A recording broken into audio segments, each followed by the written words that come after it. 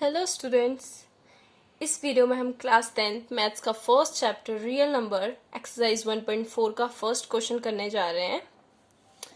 ये क्वेश्चन है, without actually performing the long division state whether the following rational number will have a terminating decimal expansion or a non-terminating repeating decimal expansion। हमें यहाँ पे बिना division करे जो method होता है डिवीजन का वो नहीं करना है, और हमें बताना है कि ये जो हमारे जो गिवन रैशनल नंबर्स हैं वो हमारे टर्मिनेटिंग है कि non terminating repeating decimal expansion है। सबसे पहले मैं आपको ये क्लियर कर देती हूँ कि डेसिमल टर्मिनेटिंग डेसिमल कौन से होते हैं, नॉन टर्मिनेटिंग डेसिमल एक्सपेंशन कौन से होते हैं। ओके, सबसे फर्स्ट देखो,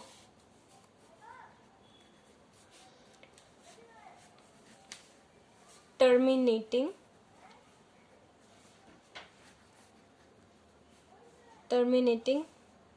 डेसिमल एक्सपेंशन।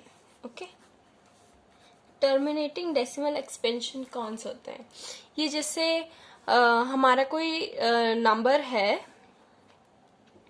जैसे हमारा 43.1234567 यहीं तक है। जैसे हमारा अभी हमारा थर्ड क्वेश्चन आएगा, उसी में का एक एग्जाम्पल है, ये हमने लिया।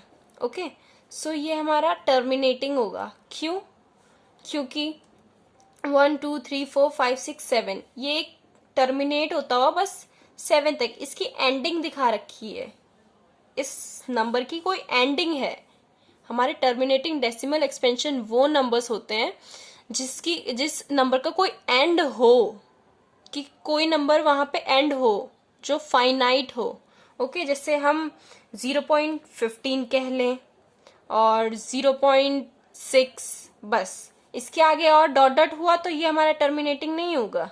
ओके, इसके आगे अगर और कोई डिजिट्स नंबर आ गए तो ये टर्मिनेटिंग नहीं होगा। बट अगर सिर्फ ये हुआ, टर्मिनेट आगे कोई नंबर नहीं है, बस 1 5, दैट्स इट। ओके, ये टर्मिनेटिंग होगा। चाहे आपको जितनी डिजिट लगानी है पीछे लगाओ, बट वो एक इनफाइनाइट होनी चाहिए। वहां पे पता होना चाहिए कि कितने नंबर्स हैं, ये नहीं कि इनफाइनाइट नंबर्स लगा दो। अगर इनफाइनाइट नंबर्स लगाओगे तो वो नॉन टर्मिनेटिंग होगी। ओके, सेकंड है non terminating. Okay, non terminating वो होंगे, जैसे हम लिख दें, जैसे हमारा पाई होता है हमारा 22/7।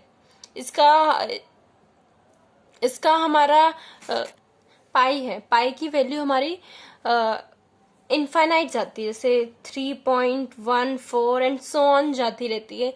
ये जो हमारा पाई होता है वो नॉन टर्मिनेटिंग होता है। ओके, हमें नहीं पता इसके आगे कितने सारे नंबर्स एड ऑन और डिजिट्स आती रहेंगी। ओके, ये इनफाइनाइट होती है, इसके पीछे हमें नहीं पता कितनी और नंबर्स आते रहेंगे।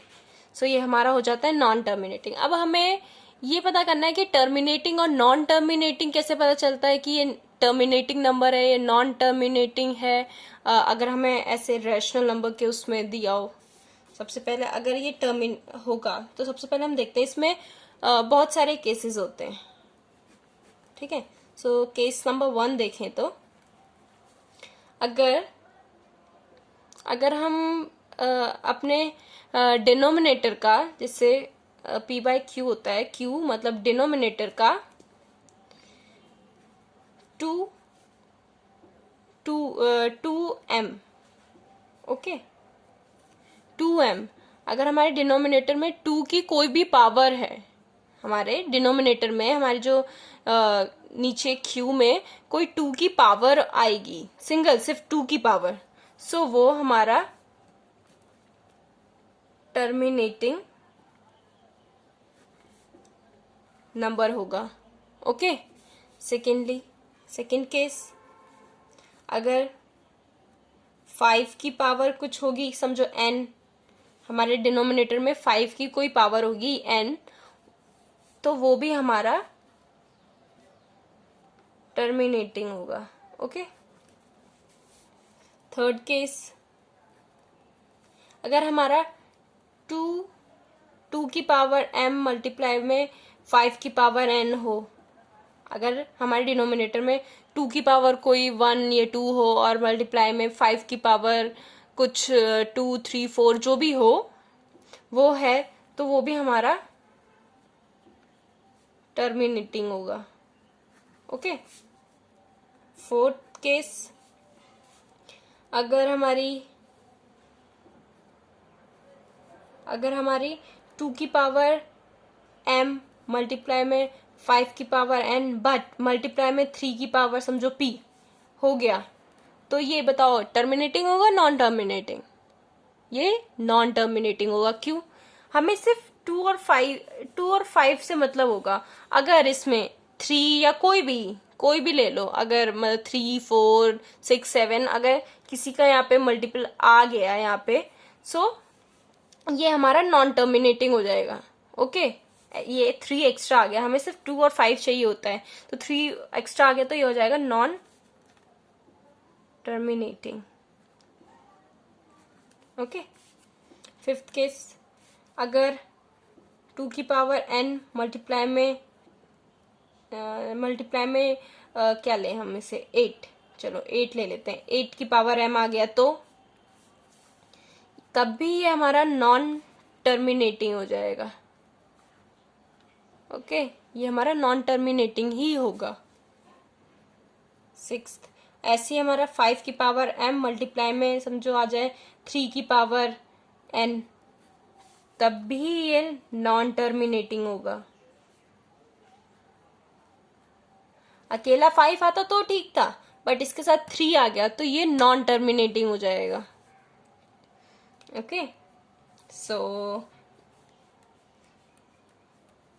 हाँ, तो ये टर्मिनेटिंग हो गई, ये 3, ये नॉन टर्मिनेटिंग हो गए। अगर और कोई होगा तो मैं आपको क्वेश्चंस के साथ ही बता दूंगी। ओके। सो आप ये देख ले पूरा कि कब टर्मिनेटिंग होगा, कब नॉन टर्मिनेटिंग होगा। ओके। सो अब हम स्टार्ट करते हैं इसका क्वेश्चन नंबर 1 का पार्ट 1। ये हमें दे रखा है 13/3125। ओके। तो हमें इसका अगर हमें देखना है ये टर्मिनेटिंग है या नॉन टर्मिनेटिंग है, इसके लिए सबसे पहले हमें इसके फैक्टर्स निकालने होंगे। इसके फैक्टर्स, इसके हमारे डिनोमिनेटर के फैक्टर्स। ओके। यहाँ पे हमें डिनोमिनेटर से ज़्यादा काम होता है, डिनोमिनेटर ही मेन है। सो हम 3125 का अगर फैक्टर्स करें तो क्या आएगा, इसको 3 से नहीं 5 से। ओके। 5 6 30 और 30, 1 बचा, 1 यहाँ गया, ये 5 2 10, 2 यहाँ बचा था, यहाँ गया 2 और ये 25 बन गया, 5 5 और 6 सॉरी 5 5 1 5 हो जाएगा, 5 2 10 हो जाएगा, 2 यहाँ चला जाएगा, ये हो जाएगा 5। अब 5 2 10 यहाँ गया, 2 यहाँ, 5 5 5 5 25, 5 1 तो यहाँ कितनी 5 कितने बार आ रहा है, 1 2 3 4 5। सो यहाँ पे पहले लिख दें आप, hair denominator is 3125. So factorize the denominator. So हमारा क्या आया है 325 का 5 की पावर 5। ओके। सो ये हमने क्या देखा था इसमें, अगर 5 की पावर n हो तो ये हमारा टर्मिनेटिंग होगा। सो ये हमारा 5 की पावर n की फॉर्म में, सो ये हमारा टर्मिनेटिंग होगा। सो हम यहाँ लिख देंगे since it is in the form of 5n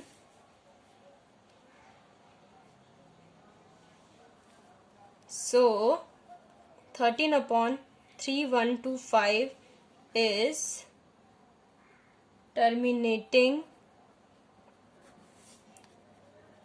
decimal, sorry अभी आपको दिख नहीं रहा होगा, अब दिखेगा, terminating decimal expansion. Okay, clear. अब इसका हम सेकंड पार्ट देखते हैं। अब इधर हमारा है, हमारा डिनोमिनेटर क्या है, 8 है। अब हम 8 के फैक्टर्स करते हैं। 2 4 ज़ा, 2 2 ज़ा, 2 1 ज़ा। सो हमारे 8 के फैक्टर्स कितने आए, 2 की पावर 3 आए। ओके, सो अभी हमने देखा था कि यहाँ पे अगर 2 की पावर m है तो भी हमारा टर्मिनेटिंग होगा। ओके, सो यहाँ पे है 2 की पावर 3, सो हम लिखेंगे since it is in the form of 2m, so 17/8 is terminating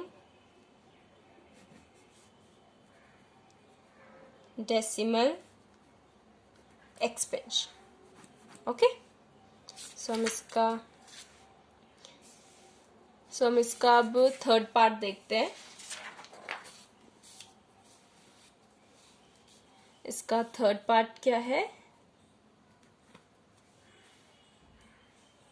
इसका थर्ड पार्ट है 64/455। सो हमारा यहाँ पे हमारा डिनोमिनेटर क्या है, हमारा डिनोमिनेटर है 455। सो हमें यहाँ पे फैक्टराइज द डिनोमिनेटर, हमें यहाँ पे 455 के डिनोमिनेटर्स फैक्टराइज करने पड़ेंगे, सॉरी 455। ओके, अब हम 455 का फैक्टर्स करेंगे। सो ये सबसे पहले 5 से जाएगा, 5 9 ज़ा 45 एंड 5 1 ज़ा 5। अब ये 3 से नहीं जाएगा, 7 से, 7 1 ज़ा 7, 2 बचा, 2 यहाँ 1 के पास गया, 21 हुआ, 7 3 ज़ा 21, 13 किसी से जाएगा नहीं, प्राइम नंबर है, 13 1 ज़ा 13। सो 455 के क्या फैक्टर्स आए, 5 मल्टीप्लाई बाय 7 मल्टीप्लाई बाय 13। ऐसे तो हमने कुछ देखा ही नहीं था कि ऐसे 5 की पावर n, 7 की पावर m एंड 13 की पावर q ये कोई टर्मिनेटिंग होता है। यहाँ पे तो ऐसा कुछ नहीं था। अगर ऐसा कुछ आए अलग से कोई नंबर तो ये हमारा नॉन टर्मिनेटिंग होगा। सो ये हमारा नॉन टर्मिनेटिंग होगा, इसको हमें लिख के बताना पड़ेगा। सो लिख देंगे हम, since it is in the form of 5 की पावर n मल्टीप्लाई में 7 की पावर n मल्टीप्लाई में 13 की power p, so it is non terminating expansion, decimal expansion. Okay, इसका हम बीच में लाइन खींच लेते हैं ताकि मिक्सअप ना हो। इसका हम फोर्थ पार्ट देखते हैं। इसका फोर्थ पार्ट है 15/600। सो यहाँ पे हमारा डिनोमिनेटर क्या है, ये हमारा है 1600। सो फर्स्ट फैक्टराइज डिनोमिनेटर, यहाँ पे 1600 को फैक्टराइज करना है। सो यहाँ हो जाएगा 2 8 ज़ा 16, 0 का 0, 2 4 ज़ा 0 का 0, 2 2 ज़ा 0 का 0, 2 1 ज़ा 100 हो गया, 2 50 हो गया, 2 25 हो गया। और फिर यहाँ आ जाएगा 2 5 सॉरी 5 5 ज़ा और 5 1 ज़ा। सो यहाँ पे कितने 2 आ रहे हैं? 1 2 3 4 5 6, 2 की पावर 6 आ रही है और 5 की पावर 2 आ रही है। ओके, सो यहाँ पे 1600 इक्वल्स टू 2 की पावर 6 मल्टीप्लाई में 5 की पावर 2। सो ये तो हमारा, हमने कहा था कि 2 और 5 की अगर पावर्स आएंगी तो वो हमारा टर्मिनेटिंग डेसिमल एक्सपेंशन होगा। सो यहाँ लिख देते हैं since it is in the form of 2 की पावर m मल्टीप्लाई में 5 की power n, so it is terminating decimal expansion. Okay, अब यहाँ पे हम इसका 5th पार्ट देखते हैं। 5th में क्या है? 29/343। फर्स्ट इसका डिनोमिनेटर क्या है लिख लेते हैं, 343। सो फैक्टराइज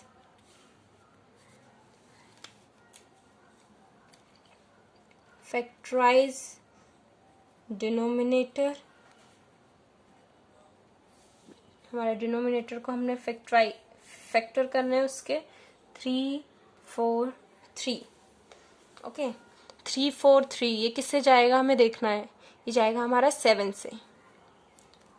7 4 ज़ा 28, 5 बचा, 5 3 के 6 बचा, 6 3 के पास गया तो ये 63 हुआ। 7 9 ज़ा 63 होता है और फिर ये आया 7 7 ज़ा 49, 7 1 ज़ा 7 की पावर 3 बार हो गई तो ये हो गया 343 इक्वल्स टू 7 की पावर 3। बट ये तो हमारे पास नहीं है कि 7 की पावर कुछ हो तो वो टर्मिनेटिंग डेसिमल एक्सपेंशन होता है, ऐसा तो कुछ नहीं है। सो ये हमारा नॉन टर्मिनेटिंग होगा। सो हमें यहाँ लिखना है since it is in the form of 7n, so it is non-terminating decimal expansion। Okay, अब इसका हम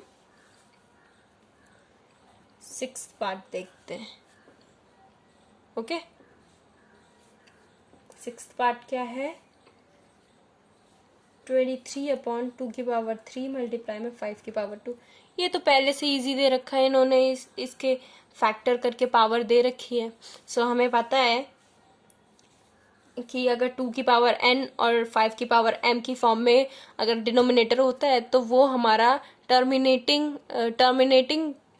डेसिमल एक्सपेंशन होता है। सो बस इसमें तो बस इतना लिख देना है कि here denominator is in the form of 2 की पावर m मल्टीप्लाई में 5 की power n, so it is terminating decimal expansion। easy हो गया। ओके, सो हम इसके अब 7th पार्ट देखते हैं। इसका 7th पार्ट है,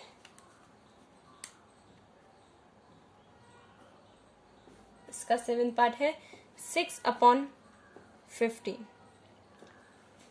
अब सब इसे क्या करेंगे, 15 का कुछ मतलब सब नहीं, कुछ करेंगे कि 15 का फैक्टर्स निकाल देंगे और फिर 15 के क्या आएंगे, 15 3 5 ज़ा 5 वन सा, और 5 और 3 को देख के कह देंगे कि ये तो होता नहीं है, 5 और 2 का होता है, 5 का होता है, 2 का होता है, सो 5 और 3 आ रहा है, ये नॉन टर्मिनेटिंग होगा।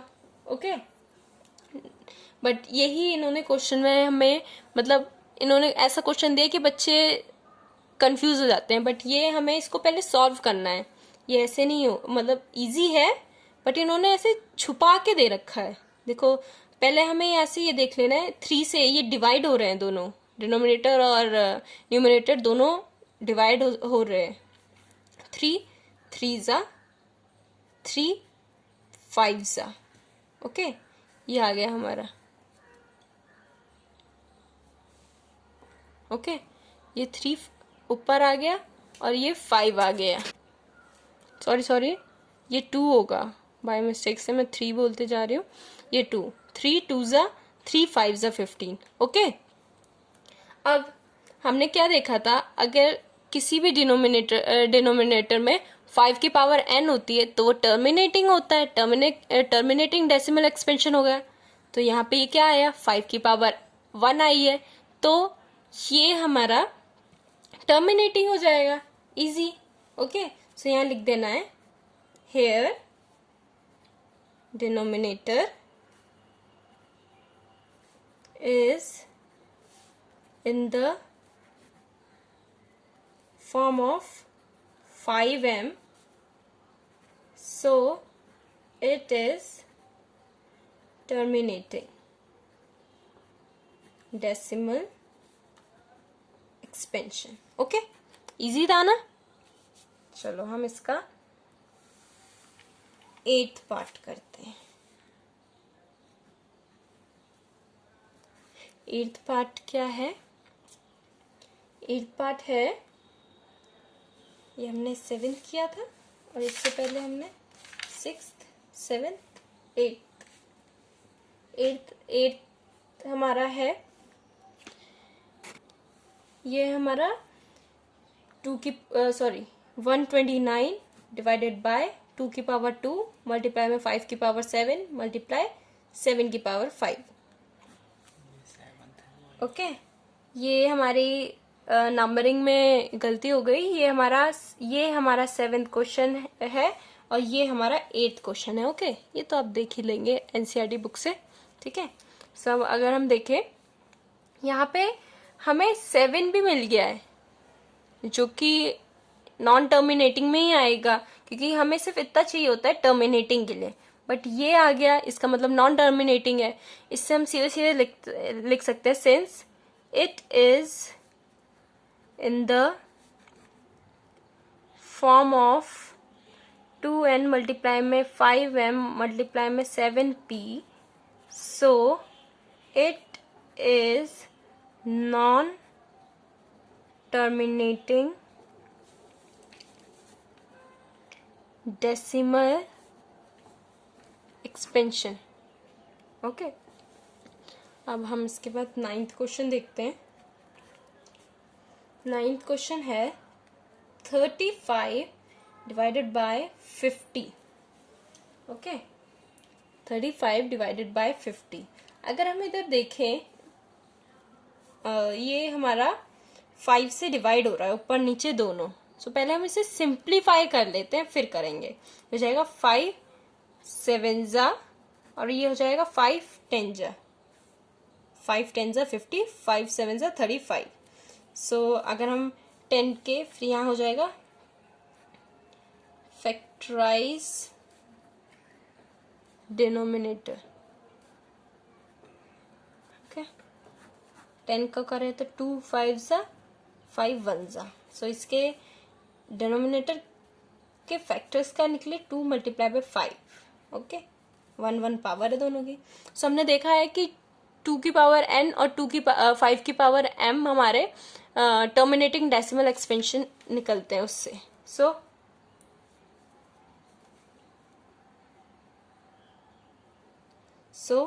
Since it is in the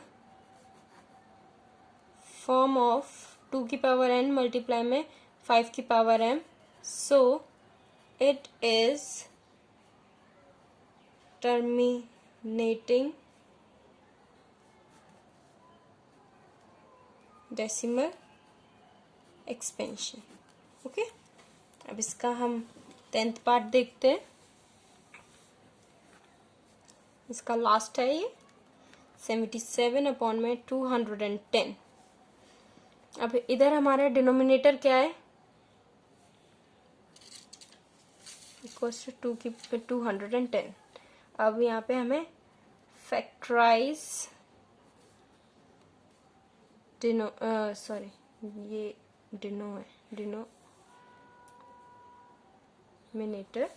denominator okay 210 का हमें फैक्टराइजेशन करना है। हो जाएगा 2 1 ज़ा 0 को 0 5, और यहाँ पे आ जाएगा 5 2 ज़ा 5 1 ज़ा 3 7 ज़ा 7 1 ज़ा। ओके, सो यहाँ पे हमारे क्या फैक्टर्स निकले 210 के, 2 × 5 × 3 × 7।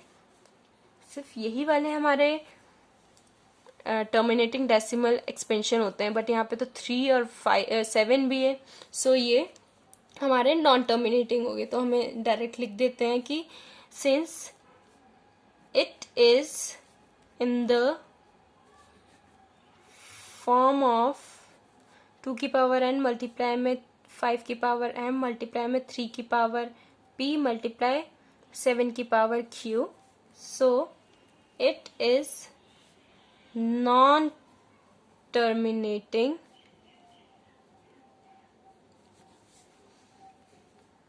Decimal expansion.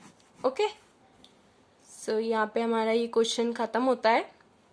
अगर आपको हमारी वीडियो पसंद आई हो तो वीडियो को लाइक करें, चैनल सब्सक्राइब करें एंड शेयर करें।